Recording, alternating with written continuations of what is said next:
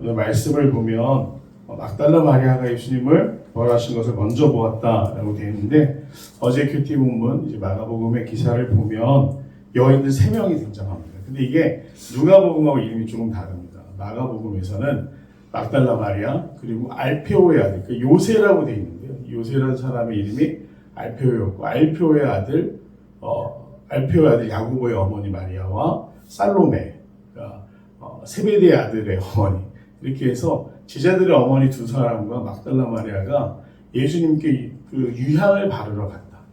시체가 이제 중동의 장례 문화 중에 하나지만 이 몰약을 바르러 갔다. 몰약을 바르러 간 이유가 부패하는 냄새를 가리기 위해서 그 시체 방부 처리처럼 할 때 바르는 약품이었다고 합니다. 그런데 중요한 것은 예수님이 죽으신 이유가 신성모독과 반란이라는 혐의였습니다. 그러면 그런 죄를 범한 사람을 제대로 장사 지내게 하려고 했을까요?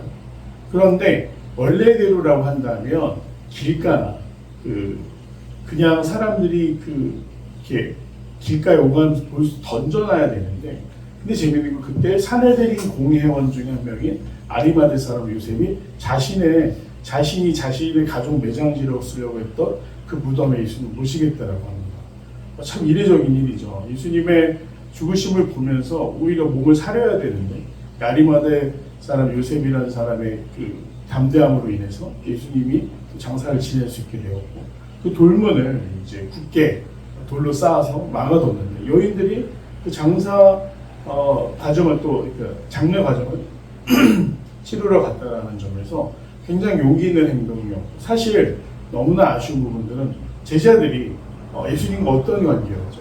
동고동락했습니다. 3년이 넘는 시간을 동고동락했는데도 제자들은 지금 누구를 두려워하고 있습니까?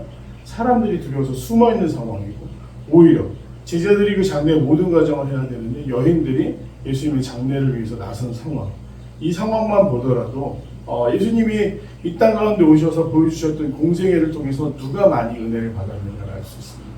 더 연약하고 더 인정받지 못했던 사람들이 오늘 예수님의 사랑으로 말미암아 그 사랑을 갖기 위해서 용기 있는 행동에 나선 것이죠. 그렇게 갔는데 여인들이 걱정이 있었습니다. 뭐냐면 돌을 자신들이 옮길 수 없기 때문에 누가 우리를 위해서 도와줄까 고민하면서 일단 그 장소로 갑니다. 여기서도 대단한 것은 대책이 없는 행동 같지 않으십니까? 누군가 도와줄 사람들을 데리고 가야 되는데 그런 것도 없이 그저 자기들의 믿음으로 예수님을 정말 사랑하는 그 마음 하나로 그 길을 나선 것이죠. 그런데 갔는데 이 무덤이 열려 있었습니다. 제일 먼저 걱정한 것이 무엇이냐면 사람들이 예수님의 무덤을 파헤친 게 아닐까 라는 걱정으로 들어갔더니 누구를 만나게 됩니까? 2천사를 만나게 되죠. 근데 이게 마가복음하고 요한복음에서는 2천사, 또 한 복음서에서는 한 천사라고 되어 있어요. 근데 이제 그 시점이 다른 것은 사실 그 정황을 명사를 복수로 했느냐 단수로 했느냐의 차이인데, 이 한 그룹은 2명 이상이 증언을 해야 율법에 나오지 않습니까? 뭘 할 때 증인이 2 이상이 돼야 돼요. 그래서 천사의 수를 2로 맞춘 것이다 라고 말하는 경우가 있고, 다른 경우는 그냥 천사, 복수가 아니라 천사로 해석을 해서 그냥 예수님의 죽음을 증언한 누군가가 그 안에 있었다, 초월적인 존재가 있었다, 그렇게 이제 해석을 합니다. 그래서 이 여인들이 천사의 말을 듣고 빈 무덤을 보고, 심지어 막달라 마리아가 어떻게 되죠? 뒤에서 예수님 부르시는데 깜짝 놀라서 동산직인 줄 알았는데 부활하신 예수님을 만나게 되는 게 복음서에 파편적으로 이렇게 나눠져 있습니다. 공통적인 건 세 여인이 먼저 무덤에 갔고 예수님을 목격했다는 겁니다. 그리고 나서 이 여인들이 어떻게 합니까? 제자들을 찾아가요.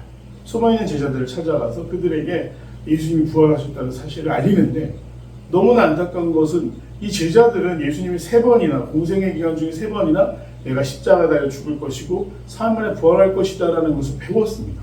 들어서 알고 있는 사람들이었고, 예수님이 죽은 사람을 살리시는 것도 목격했었는데, 너무나 우스운 것은 이들이 믿지 못하는 거예요. 우리 신앙이 무엇인가? 기억하고 아는 것도 중요하겠지만 가장 기본적인 것이 무엇입니까? 믿는 것입니다. 머리로는 아는데 마음으로 믿지 못하면 그것이 무슨 소용이 있겠습니까? 오늘 제자들이 딱 그랬습니다. 예수님의 제자였음에도 불구하고 그들은 믿지 못했죠. 마리아가 가서 예수와 함께하던 사람들이 슬퍼하며 울고 있는 중에 이 일을 알림해 마리아는 예수님이 말씀하신 대로 가서 제자들에게 알렸습니다. 그리고 제자들이 예수님의 부활을 준비할 수 있도록 예수님의 말씀에 순종했던 것이죠. 그런데 그들은 예수님께서 살아나셨다는 것과 마리아에게 보셨다는 것을 듣고도 믿지 아니하니라. 사실 상식적으로 생각한다면 제자들의 태도가 맞습니다. 그리고 이 막달라 마리아의 과거가 어떻습니까? 7 귀신 들려서 횡설수설하던 사람이었습니다. 인격이 마리아 자신까지는 8개로 나눠져 있었던 여인입니다. 그러니 그 말을 믿지 않는 것이죠. 저 여자 또 저러네. 예수님 돌아가시니까 또 획가닥 했나 보다. 라고 하면서 이 전하는 사람의 말을 믿지 않았는데, 중요한 것은 막달라 마리아가 그때도 그런 상태는 아니라는 것이죠. 제자들은 그저 자기들이 판단하는 대로 전하는 사람의 말을 온전히 받아들이지 못했다라는 것. 그래서 그들이 마리아의 얘기를 듣고도 예수님의 부활을 준비하지 않았습니다. 또 그 후에 그들 중 2 사람이 걸어서 시골로 갈 때, 누가복음에는 엠마오로 가는 2 제자가 등장하죠. 글로바라는 사람 이름까지 이제 기록하고 있습니다. 근데 그 한 사람도 누구였을까 하는데 이제 부부였을 것이다 라고 또 이렇게 주장하는 경우가 있더라고요. 그래서 글로바와 그의 아내 마리아였을 것이다, 이렇게 말씀하시는 분들도 있습니다. 부부였는지 친구였는지는 잘 정확한 기록이 없어서 알 수 없겠지만 아마 초대교회 전승을 통한 주장일 거라고 생각을 합니다. 그런데 이 2 사람에게 예수님이 또 나타나셔서 그들에게 말씀을 가르쳐 주시는데, 이 사람들이 처음에 깨닫나요? 깨닫지 못해요. 예루살렘에 큰 소동이 나서 우리가 고향으로 가는 중이다 라고만 말을 합니다. 그러다가 어떻게 됩니까? 숙소에 도착해서 예수님이 그들의 눈을 열어주시는데 그제서야 깨달아요. 그러니까 예수님이 부활하신 것을 보면서 많은 사람들이 예수님과 참 닮았다, 내지는 예수님이라고 믿지를 못하는 거예요. 그 믿지 못하는 가장 기본적인 이유가 무엇입니까? 사람은 죽으면 살아날 수 없다는 사실이죠. 그런데 예수님께서는 참 하나님의 아들이셨다는 것을 이제 우리가 그 공생애가 아니라 부활의 사건을 통해 경험하게 되는 거죠. 우리의 상식과 우리가 살고 있는 이 세계의 질서를 넘어서는 분이셨다. 그래서 부활하신 이후에 우리에게 가장 큰 선물인 영생에 대한 소망을 주시지 않았습니까? 그렇게 해서 예수님의 부활하심이 이제 증거되기 시작합니다. 물론 제자들도 2차례나 나타나셔야 믿으셨는데, 재미있는 것은 이 40일이라는 시간이 왜 필요했을까 생각해보면, 제자들에게 나타나셨는데 그때 도마가 없었죠. 제자들이 예수님 하면서 예수님이 자신의 손과 옆구리를 보이셨어요. 그 다음에 도마가 나타납니다. 도마가 믿지 않았었다는 사실을 알고 계십니까? 상처를 또 보여주시면서 손가락을 넣어보고 보고 믿는 자가 되라 라고 얘기를 하세요. 제자들에게 내가 갈릴리로 가서 나를 기다려라고 그랬는데, 갈릴리로 돌아간 제자들이 어떻게 합니까? 예수님을 기다립니까? 물고기 잡으면서 베드로가 견디지 못해서 먼저 돌아갔다라는 기록이 되어 있습니다.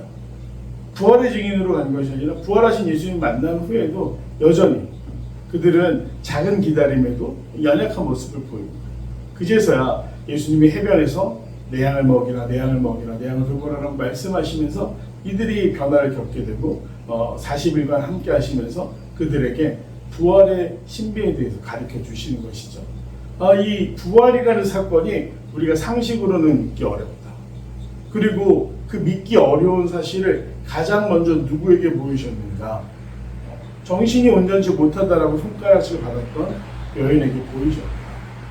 이 모든 것들을 종합해 볼 때 예수님께서는 이 땅에 오셔서 부활조차도 예수님께서 보여주신 삶의 모습 그대로 연약한 자들에게, 또 돌봄이 필요한 자들에게 먼저 알려주셨고, 순수하게 예수님을 기다리는 자들이 먼저 그 부활의 기쁨을 맛보았다라는 것을 알 수가 있습니다. 정말 사랑하는 만큼 그 은혜를 부어주신 것 같습니다. 왜냐하면 두려워서 숨어있는 자들은 전에서 듣게 되죠. 하지만 간절히 예수님을 사랑했던 사람들, 그래서 세상에 두렵지 않았던 자들에게 예수님이 먼저 나타나셨고 그들이 여인이었다라는 점에서 성경은 승자의 기록, 성경은 힘 있는 사람들의 기록이 아니고 성경이야말로 정말 연약한 자들을 돌보시는 하나님의 사랑이 깃든 기록이다라는 것을 알 수가 있습니다.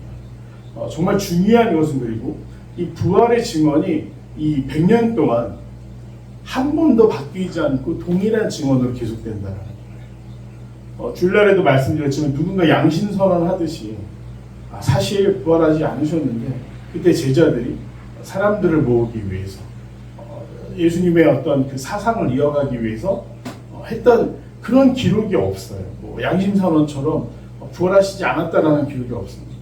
그리고 제일 확실한 것은 예수님과 함께했던 제자들과 초대 공동체의 믿음이 오늘 우리보다도 더 신실했고 부활하신 예수님을 통해서 그 믿음이 더욱더 굳건해졌다라는 것을 알 수 있는 것이죠. 그래서 소망하기는 오늘 제목처럼 부활하신 주님을 삶과 입술로 널리 전하자. 이 여인들은요, 사람들이 자기들을 어떻게 평가할까에 두려워하지 않았습니다. 너무나 기쁜 나머지 그 소식을 전하는 데 집중했어요. 우리가 생각이 많아지거나 나의 입장을 생각하거나 나의 위치를 생각하면 전도하는 일, 부활하신 예수님을 증거하는 일 쉽지가 않습니다. 사람들이 어떻게 반응할까? 나를 어떻게 여길까? 듣기는 할까? 여러 가지 생각들이 많지 않으세요?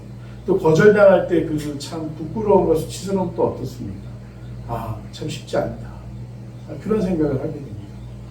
그런데 중요한 것은 우리가 부활하신 예수님에 대해서 확실한 믿음이 있다면 일단은 전하는 것이죠. 누군가는 씨를 뿌려야 됩니다. 하지만 그 씨앗이 뿌리 내려서 자라게 하시는 것은 하나님의 예비하시는 섭리 가운데 있습니다. 또 그 일을 돕는 사람들이 역할이 정해져 있습니다. 그래서 소망하기는 우리가 때를 얻든지 못 얻든지 이 부활의 증인으로서 온전히 들러나가 씨를 뿌리는 자들이 될 수 있기를 간절히 소망합니다. 내용같이 한번 보겠습니다. 예수님께서는 부활 후 누구에게 처음으로 보이십니까? 세 여인, 막달라 마리아와 요새의 어머니 마리아, 또 다른 성경에 요한나라고 되어 있습니다. 요새의 어머니 마리아는 같고요. 살로메 또 요한나라고 기록되어 있는 조금 기록들은 달랐지만 세 여인에게 나타나셨다. 이번 예수님의 부활 소식에 다른 주자들은 어떻게 반응합니까? 의심하죠. 3번 연구원 묵상. 남은 제자들은 왜 마리아와 두 제자가 예수님께서 부활하셨다는 사실을 알렸는데도 믿지 못합니까? 자, 이 마리아가 이 소식을 전한 다음에 무덤으로 제일 먼저 뛰어갔던 게 누구죠? 베드로였어요. 베드로와 요한이 뛰어가서 그들도 예수님 부활하신 것을 경험하게 돼요. 그런데 제자들은 믿지 않는데 왜 그러냐? 예수님을 너무 사랑했던 순서대로 가는데 이 사람들이 그 감정에 취해서 헛것을 본다라고 생각한 것이죠. 그래서 자신들의 상식 때문에 온전히 그 사실을 믿지 못합니다. 느낀 점. 다만 예수님께서 자신의 부활을 예고하시는데도 제자들이 주님께서 부활하심을 온전히 믿지 못한 모습을 보면서 무엇을 느낍니까? 참, 믿음이라는 것이 무엇인가? 이게 믿음이라는 것이 어떤 때는 내 목숨을 걸 정도의 강력한 것이지만 또 온전한 믿음이 아닐 경우에 너무나 쉽게 깨어지는 것을 볼 수가 있죠. 제자들은 그 놀라운 기적과 의사들을 다 목격했고 죽은 나사로를 살리시는 건 심지어 얼마 되지 않았는데도 예수님 자신이 부활하셨다는 사실을 못 믿는다는 거. 그래서 우리의 믿음이라는 것이 정말 진정한 믿음인가요? 그래서 저는 그런 생각을 해봤습니다. 이 질문을 생각하면서 믿음은 온전히 100%여야 된다. 80%, 70%, 60% 혹은 99%여도 그건 믿는 게 아니죠. 100%여야 돼요. 믿거나 못 믿거나의 문제지 우리가 믿음이 좋다 나쁘다라고 얘기할 수 없는 거예요. 믿음은 좋다 나쁨의 경계에 있지 않습니다. 믿음은 믿느냐 믿지 못하느냐에 있다는 것을 우리가 한번 돌아보면서 제자들조차도 쉽게 믿지 못했습니다. 어찌 보면 우리가 제대로 믿지 못하는 것이 정상인 것처럼 보일 수 있지만 주님께서는 그 모든 우리의 상식을 뒤집고 하나님의 질서로 이 땅 가운데 정말로 창조주와 통치자로 오셨기 때문에 죽음도 이기셨다라는 것을 온전히 100%로 믿을 수 있는 우리가 되기를 간절히 소망합니다. 결단과 적용입니다. 내가 보고 들은 것만 믿는 이들에게 부활의 기쁨을 나누며 예수님을 증거했던 적은 언제입니까? 부활하신 예수님을 상과 입술로 전하는 증인의 삶을 살기 위해 무엇을 실천하겠습니까? 저는 군 시절에 정말로 못되게 굴었던 고참이 있었습니다. 이분이 동네에 있잖아요. 안산에 살다 오신 분이었는데 너무 이렇게 딱 봐도 건드리건드리하고 사람 늘 불량해요. 그리고 절대 자기에게 손해를 입지 않으려고 늘 거짓말을 합니다. 잘못을 했어도 한번 나서서 후임들을 대신해서 자신이 혼나와 이런 게 전혀 없는 사람이었어요. 다 싫어해서 그 사람 제대하는 날만 어찌 보면 그 사람보다 저희들이 더 기다렸던 못된 악당 같은 사람이 있었는데 하루는 이 사람이 제가 이제 그 당시에 그 소대장 통신병을 하고 있었는데 좀 그나마 한가합니다. 왜냐면 소대장 비서 같은 역할이라 좀 한가한데 저한테 오더니 야 라면 하나 끓여와라 이러는 거예요. 제가 지가 끓이지 이러면서 가서 라면을 끓여와서 먹는데 먹을 때도 되게 불량스러운 거예요. 한쪽 다리 물리고 이렇게 막 짭짭거리면서 먹는데 그걸 보면서 빨리 먹고 가라 이러고 있었습니다. 근데 이 사람이 야 근데 너는 왜 이렇게 교회가 가고 싶어? 왜냐면 저희가 이제 집회 있는 동안 교회 갈 수 없어서 저희가 소대 예배를 만들었어요. 근데 그 예배 만든 멤버 주축이 누구였냐면 당시 일병이었던 한 모창과 저 둘이었습니다. 저희 둘이 예배드리기 시작하니까요. 사람들이 믿는 친구들이 다 숨어있다가 또 같이 나와서 이제 예배를 드리기 시작했어요. 그런 걸 보면서 그 사람이 좀 신기했나 봅니다. 야, 그렇게 예배 드린다고 그러면 괜히 방해하는 사람도 있지 않습니까? 청소 다 해놨냐, 뭐 다 해놨냐. 그러니까 저희가 예배를 드리려면 그걸 싹 다 맞춰요. 약간 시어머니들처럼 그래서 그랬더니 왜 그렇게 예배를 드리냐? 그래서 이런저런 얘기를 하기 시작했어요. 듣는 중에 이 사람도 중고등부 때는 교회를 가봤다. 심지어 가보면 아니고 조금 다닌 거죠. 다니는데 하루는 자기가 슬리퍼를 신고 갔다고 선생님이 자기를 엄청 혼냈다는 거예요. 그 뒤로 기분이 나빠서 안 갔다고 그러고 교회 입장만 나오면 왠지 모르게 싫은 느낌이 먼저 듭니다. 그래서 제가 여러 가지로 설명을 했죠. 사람은 다 연약합니다. 온전한 사람이 어디 있습니까? 그런데 좀 안타까웠던 건 그 이름을 말씀드렸어요. 박 변호사님 가르쳤던 주일학교 선생님이 조금 인격적으로 좀 연약하신 분이었습니다. 또 젊은 분이셨다면 혈기로 그럴 수 있다. 그런데 중요한 건 사람을 보는 게 아니라 예수님이 뭘 하셨는가. 저도 모르게 막 그 순간에 그 사람 되게 무서운 것 처럼 담대하게 막 신앙에 대해서 얘기하는. 근데 이 사람이 참 제가 놀라웠던 건 저를 혼내거나 쓸데없는 소리 한다라고 면박을 주거나 이럴 줄 알았는데 가만히 듣고 있는 거예요. 예수님이 뭘 하셨냐. 이 땅에 오셔서 속상한 사람들, 잘못한 사람들, 아픈 사람들 고쳐주시고 회복시켜주신 게 예수님이 하신 일이지. 그러니 사람들이 교회를 볼 때 이렇고 저렇고 얘기할 수 있지만 병장님 한번 생각해 보십시오. 그럼 교회에 어떤 사람들이 모이겠습니까? 교회는 병원입니다. 아픈 사람들이 왔으니까 서로 아프다라고 비명 지를 수밖에 없어요. 그런 게 때로는 욕설로 나오기도 하고 아까 말한 그 잘 훈련되지 못한 행동으로 나오기도 합니다. 그러니 그 사람들 생각하지 마시고 나중에 정말 마음에 좀 평안이 필요하다고 하시다면 그때처럼 제대하시고 교회 가셨으면 좋겠습니다. 그러니까 라면 먹어서 심란한 표정으로 일단 그래. 야, 너 같은 놈들만 있으면 내가 교회 가겠다. 이렇게 얘기를 하는 거예요. 그래서 제가 그 순간에 왠지 모를 그 고향감과 내가 담대하게 전했지만 그래도 전하긴 했구나.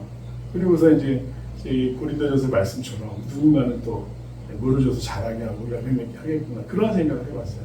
지금 어떻게 살고 있는지는 잘 모르겠지만 저에게 있어서 처음 누군가에게 담대하게 복음을 전해본 경험, 예수님이 부활하셨고 우리에게 구원과 영생을 허락하신 분이라는 걸 전해본 경험은 그날이 가장 강력하게 기억에 남아있습니다. 그 전까지 했던 전도는 우리 교회 가면 맛있는 거죠. 선물이죠. 우리 교회 가면 어디 간대. 이런 식으로 친구들한테 그냥 수동적으로 아주 그냥 소극적으로 전하는 거였지 그렇게 능동적으로 전해본 적은 없었던 것 같습니다. 근데 그날의 기억이 있었기 때문에 그 이후에 전도를 하던 노방전도를 하던 선교를 하던 두렵지가 않다. 주일날 저희가 계란을 주변 사람들하고 나눴습니다. 어떠셨습니까? 듣기로는 저희 막내가 활약을 했다는 얘기도 들었는데 저희 팀은 이제 하은자매랑 이승훈 집사님이랑 저랑 혜율이랑 이렇게 다니는데 너무 감사한 건 사실 여기 주변의 상가가 다 거의 술집과 고깃집 이런 데잖아요. 다시 이럴 줄 알았는데 다 막 웃으면서 너무 반가워하면서 받아주시더라고요. 저희가 대단한 걸 전한 건 아니지 않습니까? 다만 부활 중이라는 사실을 알리면서 다니는데 그러면서 용기가 생기더라고요. 이 지역에 전도를 이제 시작해야 되는데 이 사람들한테 어떻게 해야 될까? 옛날 제가 본 건 술집 앞에서 막 시끄럽게 목소리 높이고 막 고성방관한 사람들이었는데 그 사람들을 대한 사장님들 더 힘들겠다라고 하면서 더 열심히 한번 전해봐야겠다 그런 생각도 해보게 됩니다. 우리가 시작하면 별거 아닌 두려움이 시작하기 전이 두려움이 가장 큰 것 같습니다. 그래서 복음을 전하는 일에 그 용기를 가지고 시작할 때 하나님이 그 열매를 통해서 또 얼마나 큰 기쁨을 주시겠습니까? 담대하게 시작하고 도전할 수 있는 귀한 성도들이 되시길 간절히 소망합니다.